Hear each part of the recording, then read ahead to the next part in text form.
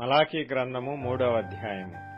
ఇదిగో నాకు ముందుగా మార్గము సిద్ధపరచుటకై నేను నా దూతను పంపుచున్నాను. మీరు వెదకుచున్న ప్రభువు అనగా మీరు కోరు నిబంధన దూత తన ఆలయమునకు హఠాత్తుగా వచ్చును. ఇదిగో ఆయన వచ్చుచున్నాడని సైన్యములకు అధిపతియగు యెహోవా సెలవిచ్చుచున్నాడు.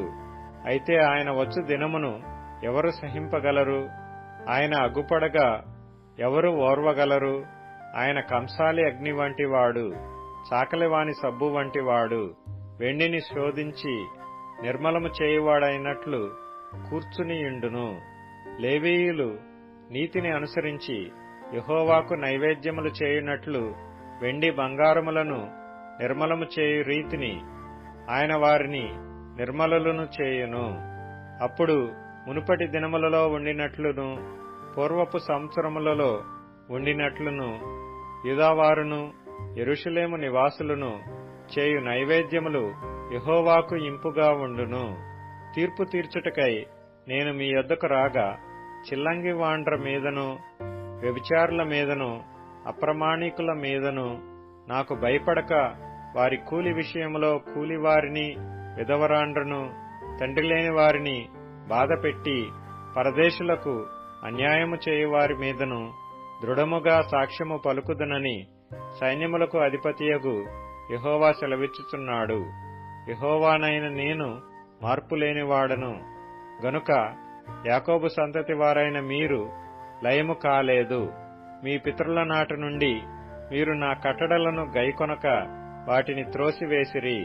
అయితే మీరు నా తట్టు తిరిగిన ఎడల నేను మీ తట్టు తిరుగుదునని సైన్యములకు అధిపతియగు యెహోవా సెలవీయగా మేము దేని విషయంలో తిరుగుదుమని మీరందరూ.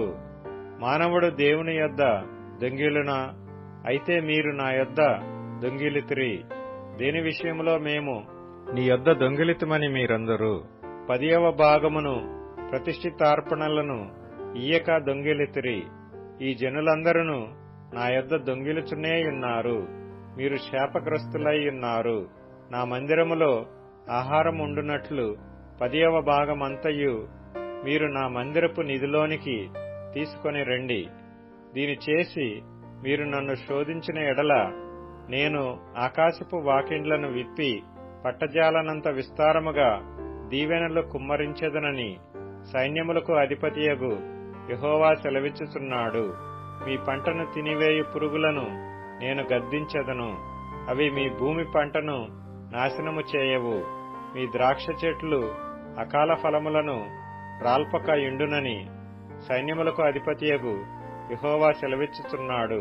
అప్పుడు ఆనందకరమైన దేశములో మీరు నివసింతురు గనుక అన్యజనులందరూ మిమ్మును ధన్యులందురని సైన్యములకు అధిపతియగు యెహోవా సెలవిచ్చుచున్నాడు.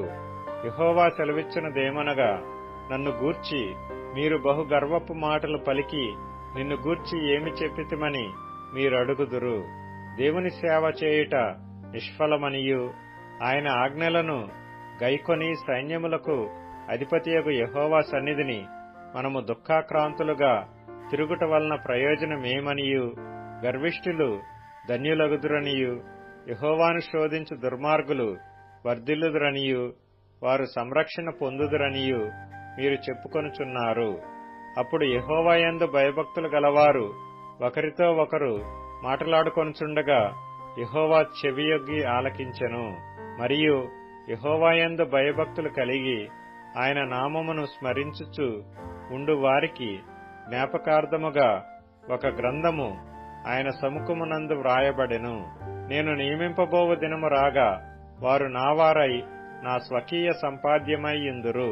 తండ్రి తన్ను సేవించు కుమారుని కనికరించునట్టు నేను వారిని కనికరింతునని సైన్యములకు అధిపతియగు యెహోవా సెలవిచ్చుచున్నాడు. అప్పుడు నీతి గలవారెవరో, దుర్మార్గులెవరో, దేవుని సేవించు వారెవరో, ఆయనను సేవించని వారెవరో మీరు తిరిగి కనుగొందురు.